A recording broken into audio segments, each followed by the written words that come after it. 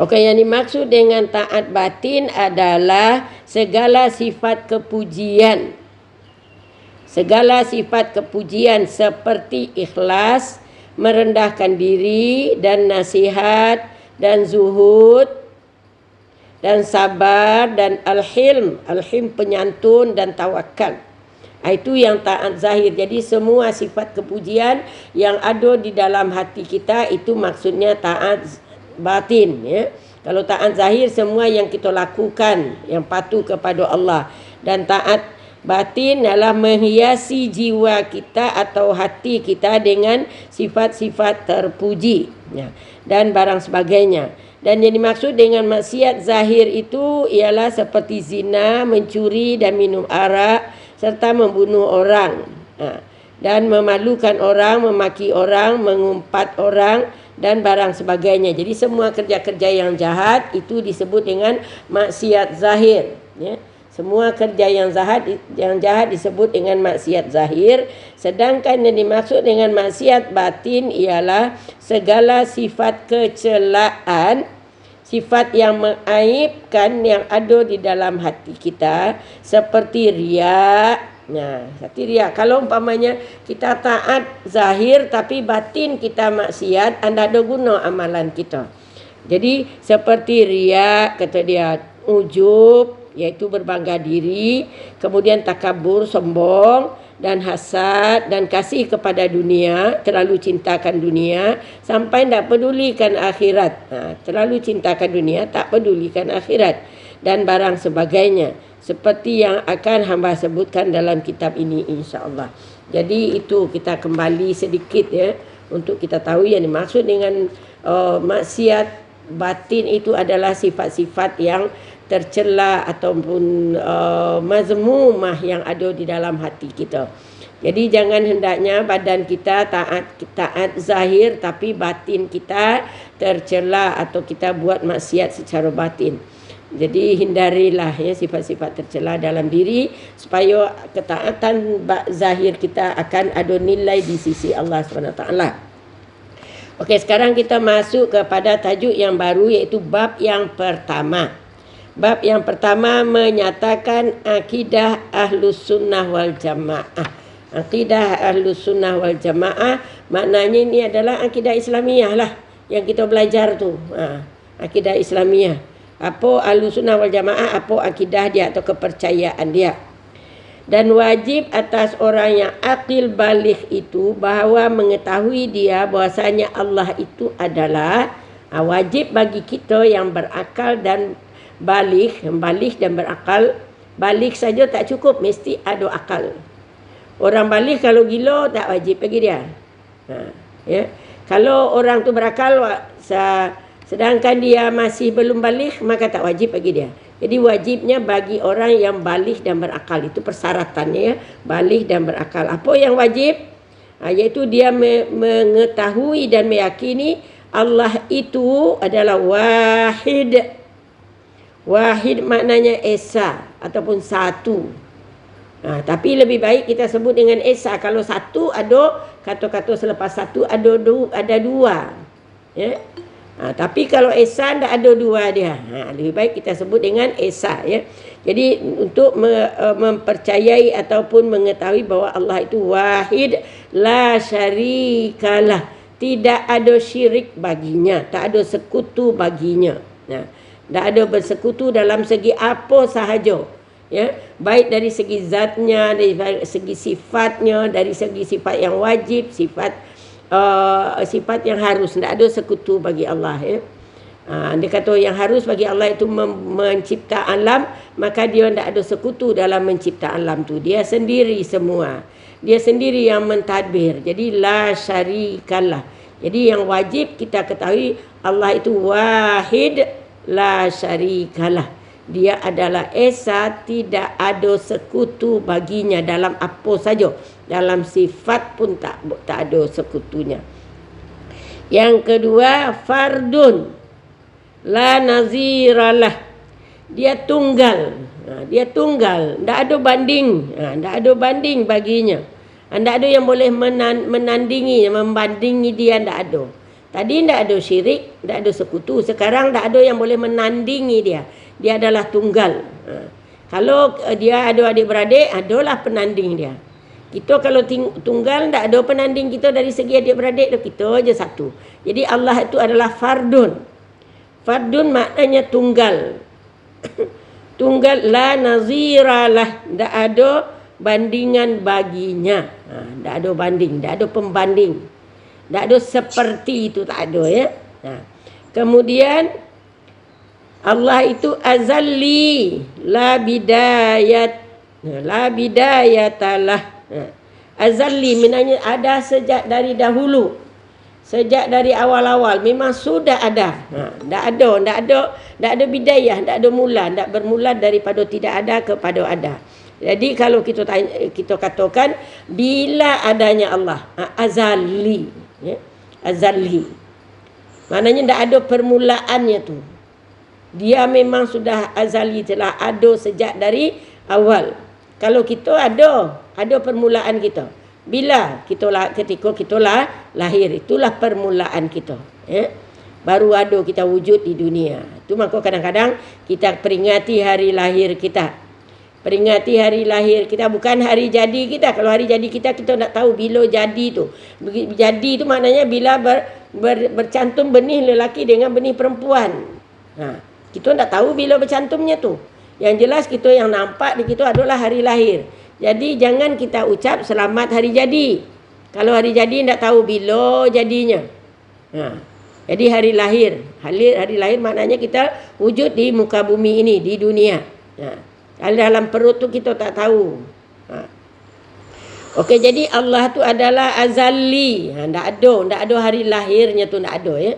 Azali memang ada sejak dari awal. Tiada baginya permulaan. Telah ada dari dulu, tak ada permulaan. Kemudian sarmadi. Ada nama orang azali.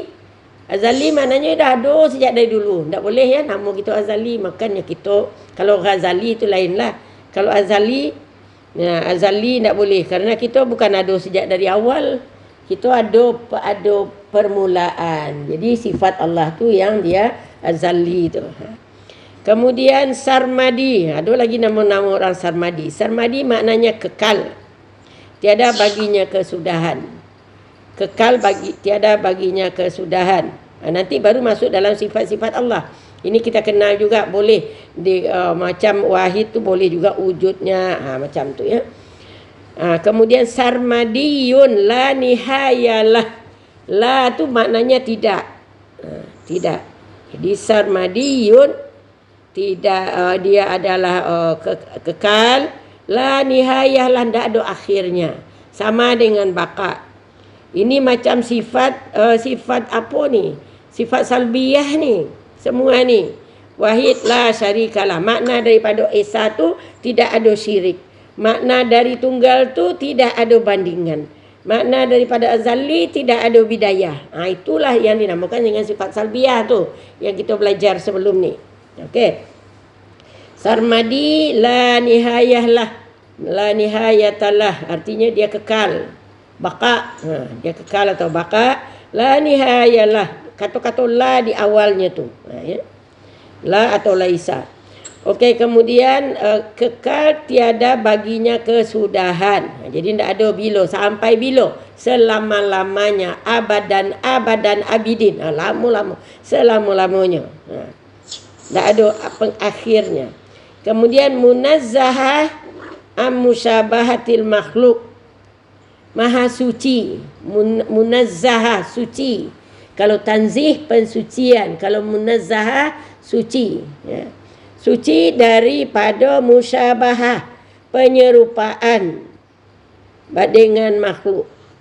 Suci daripada penyerupaan dengan makhluk. Jadi kalau kita sebut Allah tu punya tangan, tangannya jangan dipikir macam tangan kita.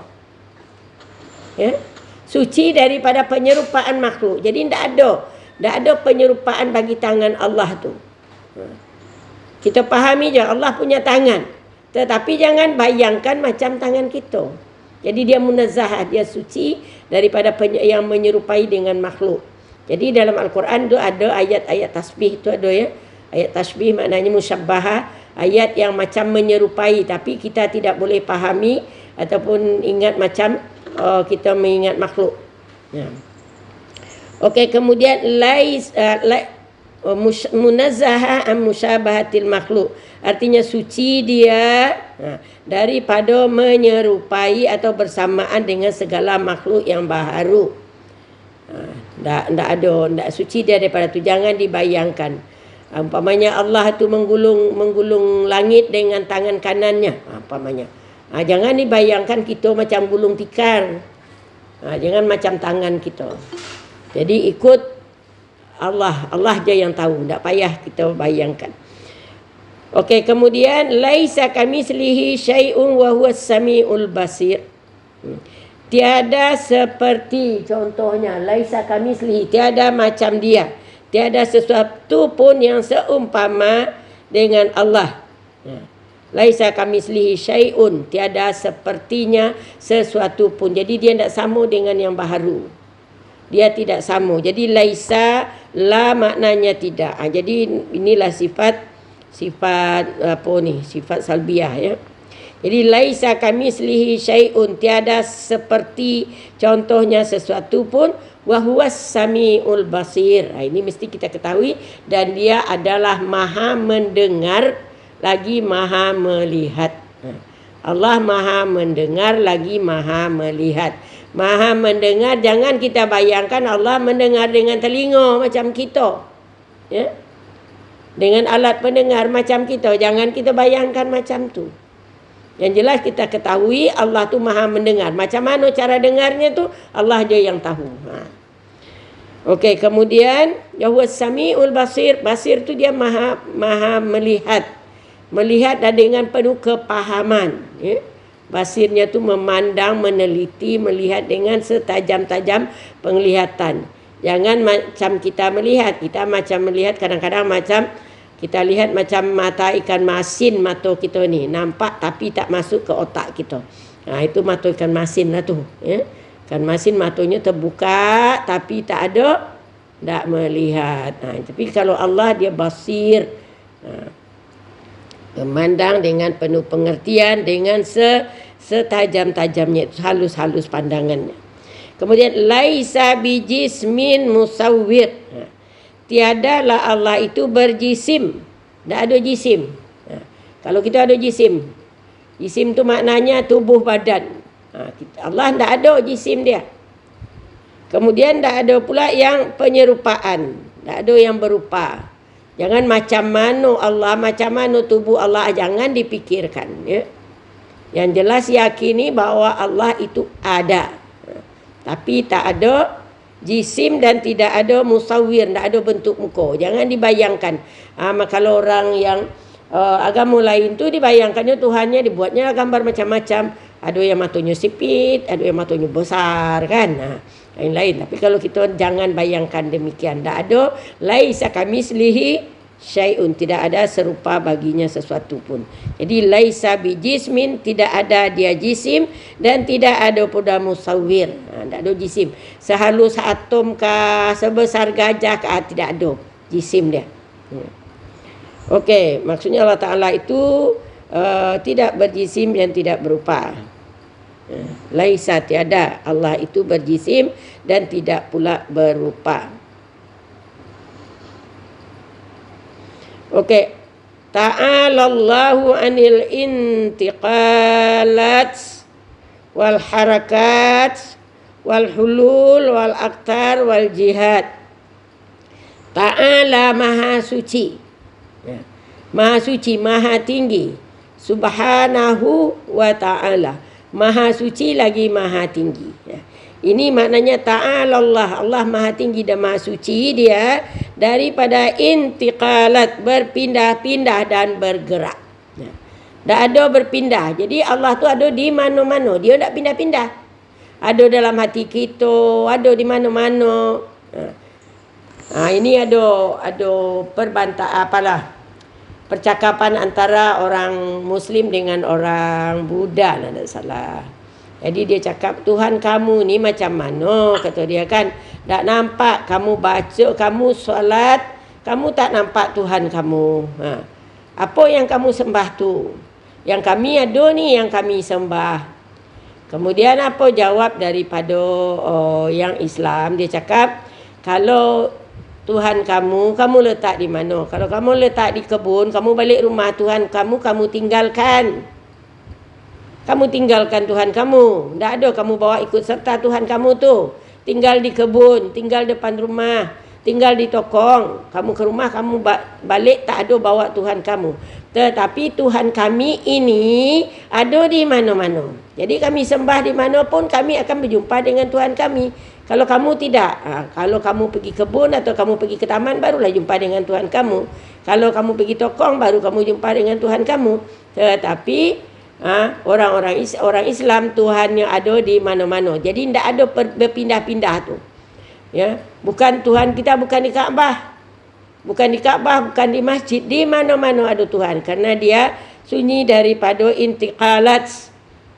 Suci daripada intiqalat. Intiqal tu maknanya berpindah. Berpindah ya, intiqal maknanya, ingat takbir intiqal. Takbiratul ihram, kemudian takbir intiqal, iaitu takbir perpindahan dari satu rukun kepada rukun yang lain. Dan kemudian ada juga doa kita kadang-kadang di dalam untuk doa mayat kita katakan Allahumma qulhum, ya Allah pindahkanlah mereka min dayyiqil qabri, dari kubur yang sempit, ila jannatikal khulud, kepada ke kebun atau ke surga atau ke taman engkau, jannatil khulud, jannatin naimkah namanya.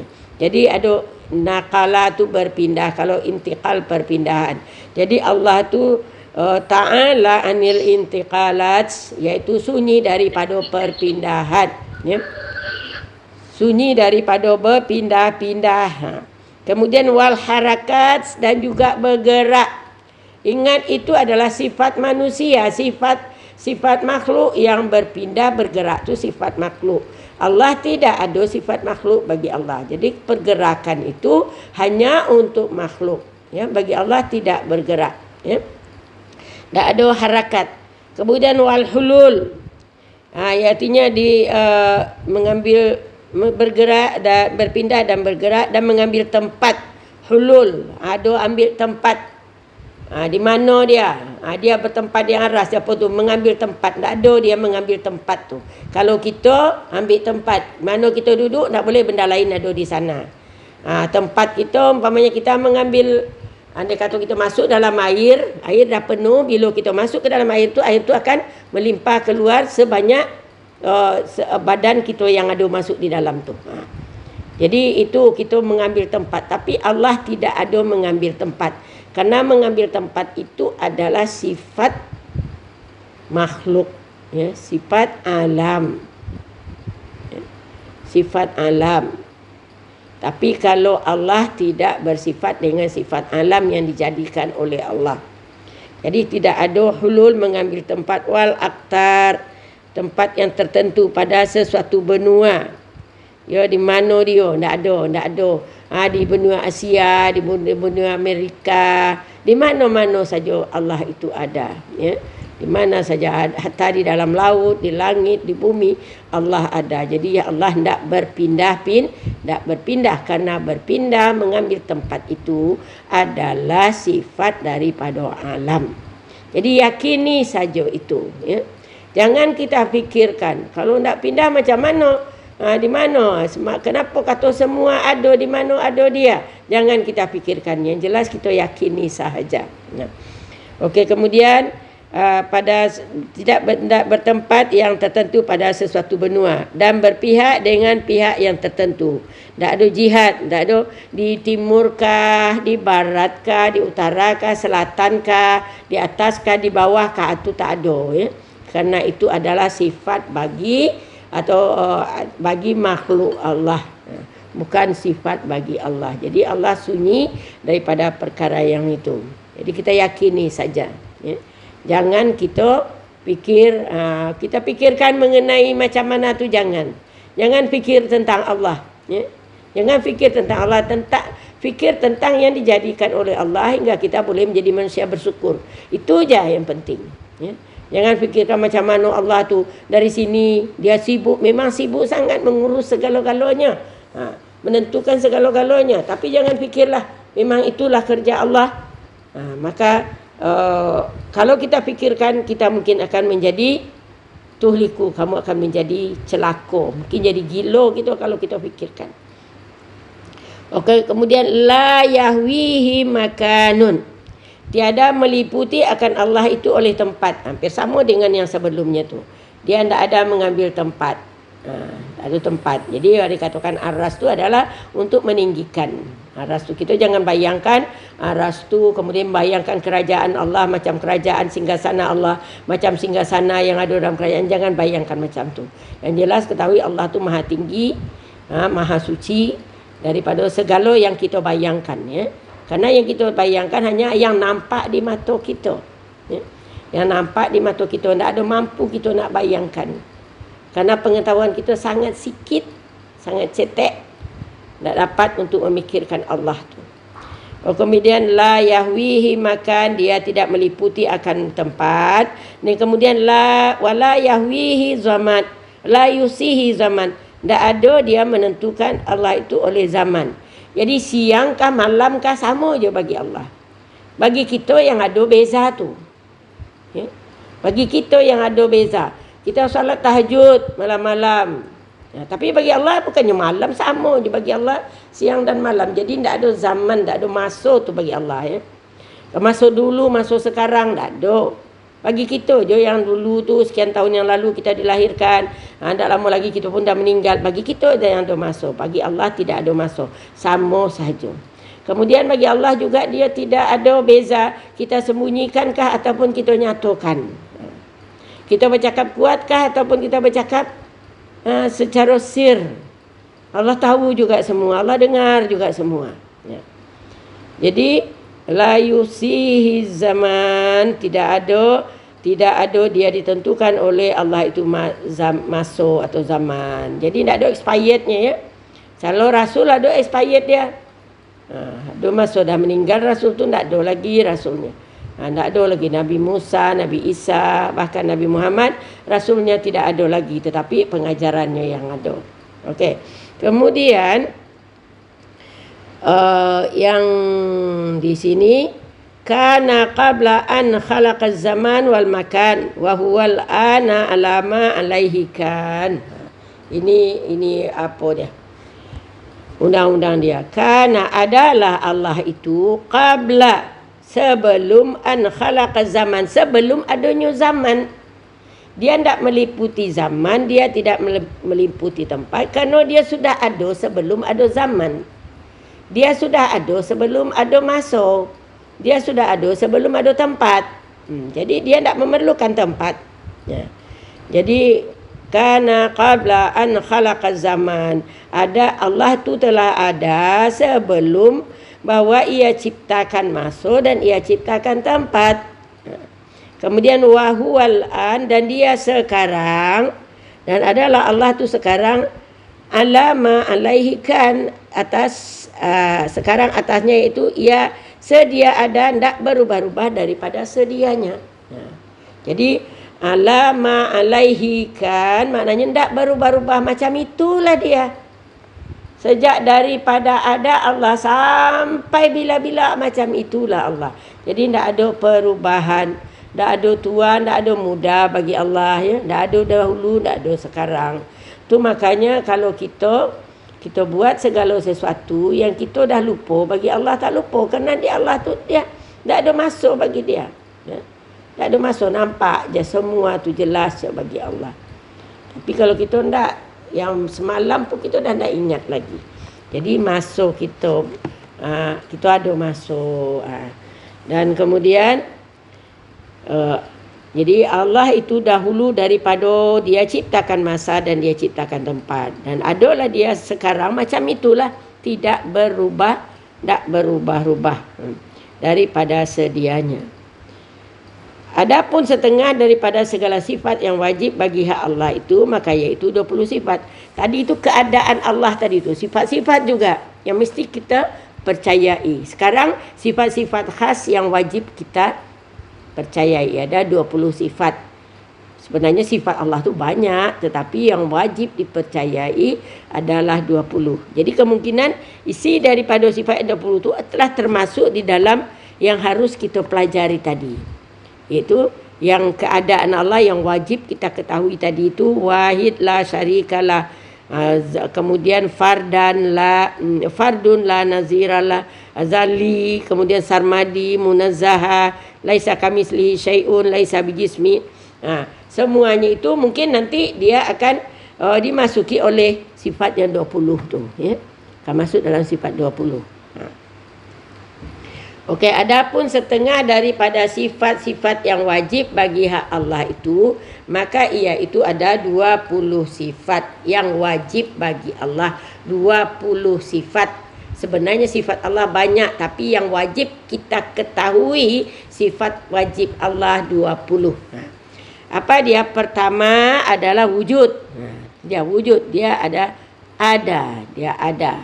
Tu kita dah bahas dah banyak sikitnya mengenai wujud Allah ini di dalam akidah Islamiah kita. Jadi pelajaran itu dia merentas tajuk-tajuk yang lain. Jadi Hidayatul Salikin ada kaitan dengan akidah Islamiah. Nanti ada kaitan dengan salat sempurna. Ada kaitan lagi dengan apa lagi ni? Penawar hati. Ada kaitan, ya. Jadi dia merentas semua tajuk. Okey, jadi yang pertama tadi tu sifat wujud, artinya ada. Ada. Itu sifat yang tunggal bagi Allah. Ada wujud Allah. Itu yang disebut dengan sifat zatiyah. Sifat zat Allah itu, sifat nafsiyah, diri Allah itu sendiri. Itu wujud, ya. Jadi sifat wujud ni sebenarnya wujud dia, sifat nafsiyah, sifat zatiyah. Samalah dia tu. Okey, kemudian keadaan wujudnya Allah itu tergantung kesempurnaan wujud Allah itu ada dalam sifat salbiyah, iaitu qidam. Qidam tadi sama dengan di sini azali. Itulah. Samalah qidam tu samalah dengan azali. Qidam tu maknanya terdahulu. Apa makna terdahulu? La bidayatullah, ndak ada dimulai, ndak ada mula. Dia terdahulu.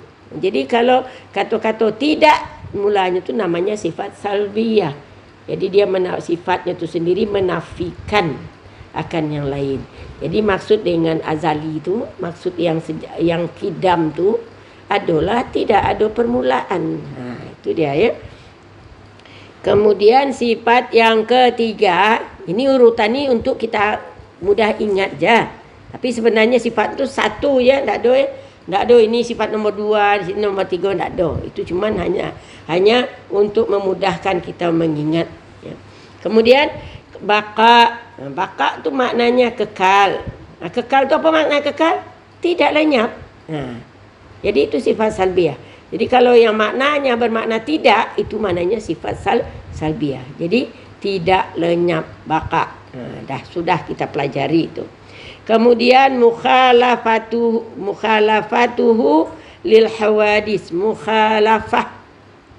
Mukhalafah maknanya menyalahi, tidak serupa, menyalahi atau tidak serupa dengan yang baharu, hawadis yang baharu. Kalau hadis satu, ya, tak clear. Ya ke? Hilang. Sekarang macam mana? Tak terang langsung dah. Tak clear. Suara Ustazah. Apa sebabnya tak clear? Kenapa hilang dia? Okey, sekarang macam mana? Masih tak clear kah?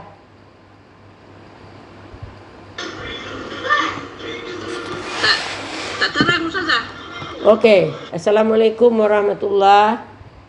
Boleh? Tak boleh, putus-putus. Putus-putus pula kau.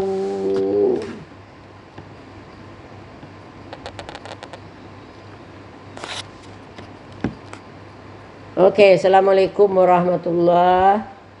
Masih lagi putus-putus? Tak boleh, tak boleh. Tak boleh. Oh, ya kah?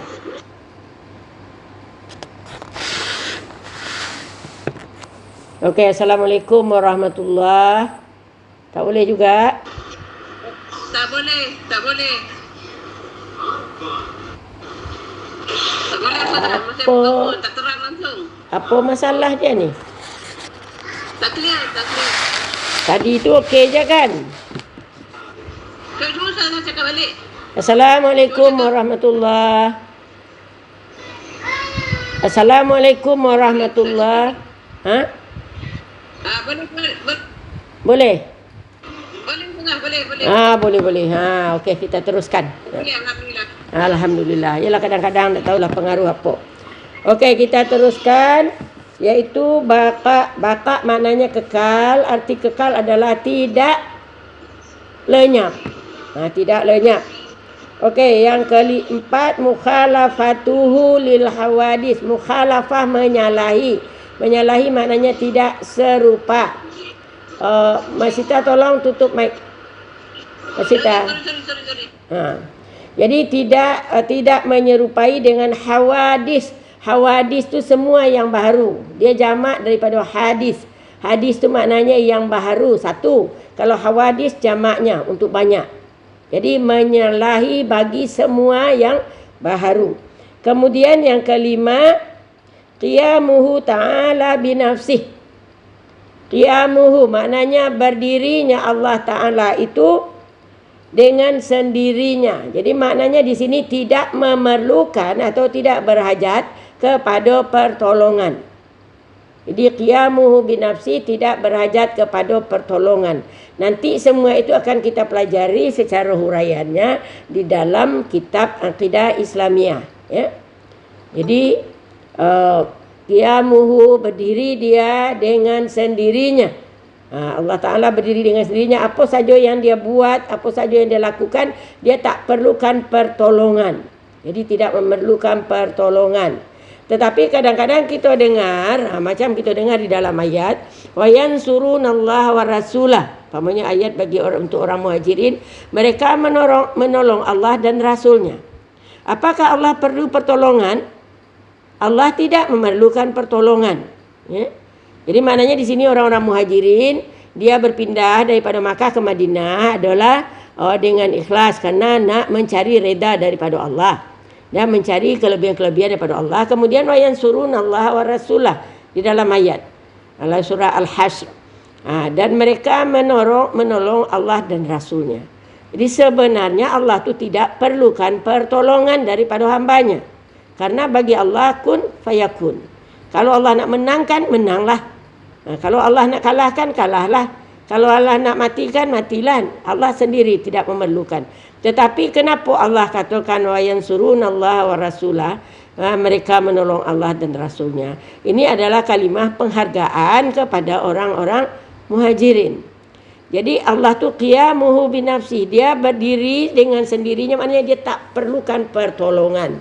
Jadi kalaupun ada kata-kata yang menyatakan bahawa dia menolong Allah ataupun Allah nak pinjam, bila kamu pinjam kepada Allah pinjaman yang baik, maka Allah akan ganti dengan, Allah akan bayar dengan yang lebih baik, umpamanya. Jangan dianggap bahawa Allah tu kurang harta, ya?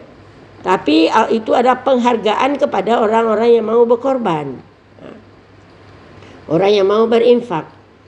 Jadi ada lafaz-lafaz yang kadang-kadang kita perlu pahami dengan pahaman untuk tidak mutasyabih Allah tu, supaya Allah tidak serupa dengan yang baru. Kerana yang baru yang berkehendakkan pertolongan, yang baru yang berkehendakkan peminjaman. Tetapi kita yakini Allah tak perlukan segala itu, tapi itu adalah sebagai penghormatan ataupun penghargaan Allah kepada hambanya. Okey, jadi qiyamuhu ta'ala binafsi, ia berdiri dengan sendirinya, tidak perlukan pertolongan yang lain. Kemudian wahdaniyah, esa. Wahdaniyah adalah esa. Jadi itu 5 sifat. 5 sifat adalah sifat salbiyah yang bermakna tidak. Esa maknanya tidak syirik. tidak ada sekutu. Kalau qiyamuhu binafsi artinya tidak perlukan pertolongan. Jadi yang wujud tu sifat zatiyah, sifat nafsiyah. Jadi bagaimana nak sempurnanya sifat nafsiyah Allah tadi itu dengan adanya sifat salbiyah ini, iaitu sifat yang 5 ni, iaitu qidam, baqa, kemudian mukhalafatuhu lil hawadis, qiyamuhu binafsi, dan kemudian wahdaniyah, maknanya dia esa, tidak syirik. Itu dia sifat sifat Allah. Dia 20 sifat kan, itu 5 campur 1 yang zat Allah itu. Itu dia 6 sifat baru. Jadi sekarang ni kita teruskan sikit sampai sifat 20 ni ya. Kita teruskan ya. Boleh teruskan ke ataupun tidak? Sekarang 10 boleh ya. Ya. 10 21 baru kan. Yang ketujuh sifat yang ketujuh sifat qudrah. Qudrah, makna sifat yang ketujuh ini, qudrah, irada, ilmu, hayat, sama, basar, kalam. Itu namanya sifat ma'ani. Sifat ma'ani artinya sifat yang melekat kepada zat Allah. Ya. Dia tak boleh bercerai dengan zat Allah. Kerana dia tak ada makna dia kalau umpamanya dia berpisah dengan zatnya. Ya. Itu dia sifat ma'ani, iaitu qudrah, kuasa dan menentukan. Kalau umpamanya dia kuasa, kalau tidak ada zat Allah, tak adalah kuasa tu. Ya. Jadi kuasa tu ada dengan adanya zat Allah. Jadi sifat ini bergantung kepada zat Allah. Ya. Sifat ma'ani ini sifat yang bergantung kepada zat Allah. Kalau tidak ada zat Allah, tak ada makna sifat tu. Jadi kuasa dengan ada zat Allah, maka Allah tu kuasa. Kemudian iradah, berkehendak. Iradah tu tak boleh berkehendak sendiri je. Tak boleh terpisah sifat tu. Mesti ada zat Allah tu. Ya. Zat Allah dengan adanya zat dia bergantung kepada adanya Allah tadi, iaitu dia berkehendak. Jadi itu yang maknanya sifat ma'ani. Ya, sifat Allah berkehendak. Allah ada kuasa dan Allah berkehendak. Dia akan membuat apa yang dia kehendaki. Dia akan mengazab orang yang dia kehendaki. Umpamanya diadakan Yahdi man yasha, dia tunjuki orang yang dia kehendaki. Wa yadillu man yasha, dan dia sesatkan orang yang dia kehendaki. Jadi ada kehendak dia, apa yang dia mahukan. Dia akan buat apa yang dia mahukan. Itu iradah. Kalau di dalam di dalam surah Yasin, kita katakan iza aradallahu innahu ayat yang terakhir tu. Idza urida syai'an an yaqula lahu kun fayakun. Apabila dia menghendaki sesuatu, yuridu syai'an, bila dia menghendaki sesuatu, maka dia akan katakan kun. Maka adalah barang tu. Jadi man arada, kalau ada dia berkehendak, arada artinya berkehendak. Jadi dia ada iradah. Iradahnya dengan ada kuasa. Kalau tak ada kuasa, takkan ada dia mempunyai kehendak. Yang kemudian ke-9 ilmu. Ilmu. Sifat ilmu adalah dia tahu. Dia tahu. Apa saja Allah tu tahu. Dia ada ilmu. Jadi dia ada kuasa, dia ada kehendak, dia ada ilmu. Kemudian hayat. Dia hidup. Ya, hayat ada kehidupan dia. Dia hidup. Maknanya dia tidak mati. Dia tak mati, dia hidup, sentiasa hidup. Itu hayat, ya. Sentiasa hidup, sentiasa berjaga, sentiasa tahu, sentiasa ada kehendak dan ada kuasa. Okey, kemudian dia tu sama, dia mendengar, ada kelayak apa, dia mampu mendengar. Ada kemampuan, ada kelayakannya. Dia maha mendengar, as-sama, mendengar. Ada, tapi jangan katakan Allah tu mendengar dengan alat. Tak ada. Ya, kita fahami je Allah tu mendengar, tak payah fikirkan macam mana cara mendengarnya Allah tu. Karena dia mendengar apa saja, bahkan detak jantung kita dia dengar, tak perlu dia pakai teleskop. Ya, nak dengar. Nak dengar, tak perlu dia perlu apa-apa untuk mendengar segala satu. Dia tahu, bahkan kalau dia mendengar apa saja, suara apa sahaja dapat didengar oleh Allah. Walaupun suara tu suara yang kecil, suara semut berjalan, semuanya Allah tahu. Ya? Allah dengar. Kemudian kemudian basar, melihat. Penglihatan Allah tu tak ada batas dia. Tak ada batas penglihatan Allah. Dia ada penglihatan. Ada pelihat dia. Ada pelihat, ada pendengar. Pendengar dia maknanya untuk mendengar. Pelihat adalah untuk melihat. Jadi dia ada pelihat dia, ada pendengar dia. Mendengar tu tadi sudah. Pelihat, dia lihat. Apa saja dia lihat, tidak ada batas. Tak ada batas. Yang kecil kah, bahkan yang di dalam perut kita, umpamanya ada anak cacing atau telur cacing dalam perut kita, Allah pun nampak. Allah pun nampak. Dan Allah melihat tu dengan tahu orang dia ada keperluan orang tu. Umpamanya telur tu perlu apa, maka Allah bagi keperluan dia. Ya. Kemudian kalam, berkata-kata, ada perkata, dapat berkata-kata. Itulah yang disebut dengan sifat ma'ani, iaitu sifat yang tak dapat berdiri sendiri tanpa adanya zat Allah. Jadi sifat tu melekat dengan zat Allah tadi, ya. Ada bersama dengan zat Allah. Kalau tak ada zat Allah, maka sifat tu tiada, dia tak boleh terpisah. Itu dia sifat ma'ani itu, ya, sifat ma'ani. Nanti kita akan pelajari, bukan di dalam buku ini, kita belajar nanti apa dalilnya Allah tu bersifat sama, apa dalilnya Allah tu bersifat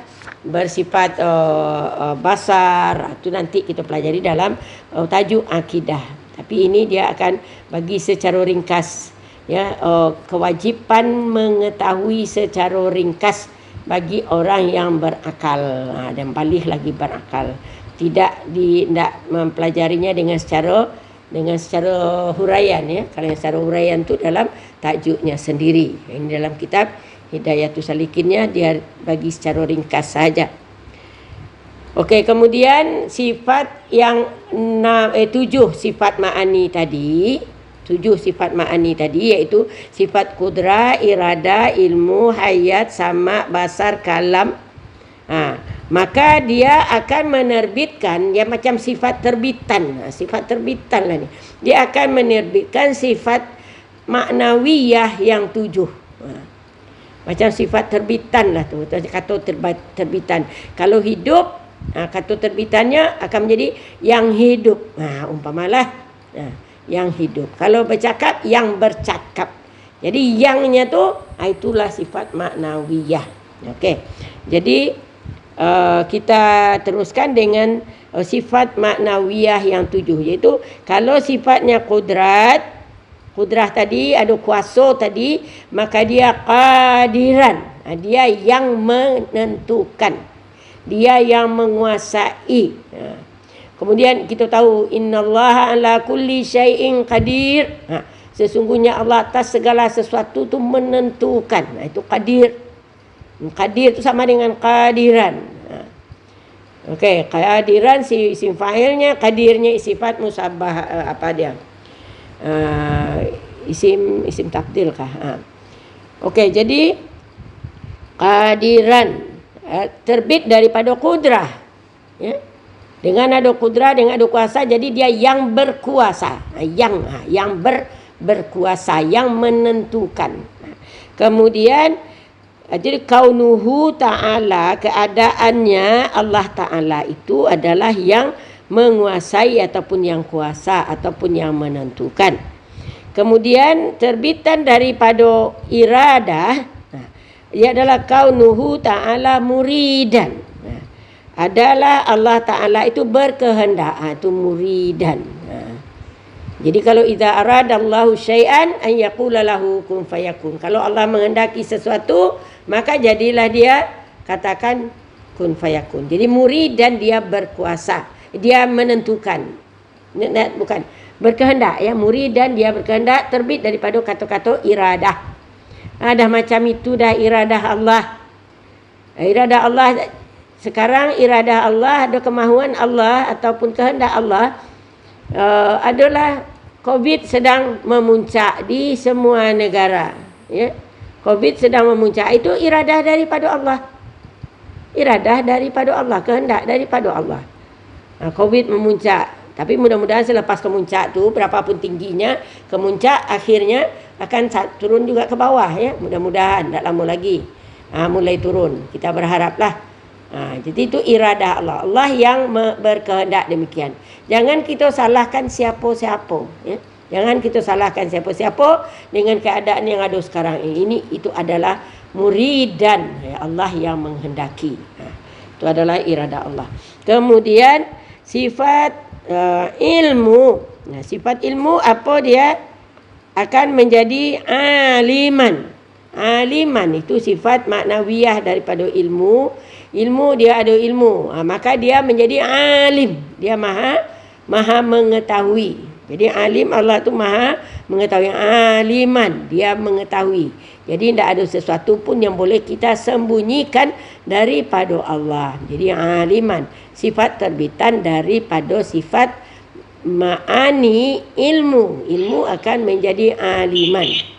Ya. Ya, ada yang nak bercakap. Kita teruslah sikit lagi saja. Ya, sikit saja lagi, nanti kita habislah, tak lama lagi. Okey, kemudian kaunuhu aliman tu mengetahui ya, orang yang mengetahui, bukan orang yang mengetahui. Kalau ilmu, ilmunya, ilmu, ada ilmu. Kemudian kalau ada ilmu maka dia aliman, mengetahui. Jadi terbit daripada sifat ilmu tadi. Kemudian kaunuhu ta'ala hayyan. Kalau hayat sifat hidup, ada kehidupan. Kalau hayyan yang hidup. Hayyan tu kalau umpamanya kita baca ayat kursi, Allahu la ilaha illa huwal hayyul. Hayyul qayyum. Hayyu maknanya yang hidup. Jadi kalau hayat tu namanya kehidupan, kalau hayyu maknanya adalah yang hidup. Jadi hayyan sama dengan hayyun juga, tapi ini kerana kaunuhu dia hayyan berbaris di atas. Jadi hayyun Allahu la ilaha illa huwal hayyul qayyum. Hayyul qayyum, dia hidup lagi qayyum. Qayyum tu maknanya sedia ya, sentiasa bersedia.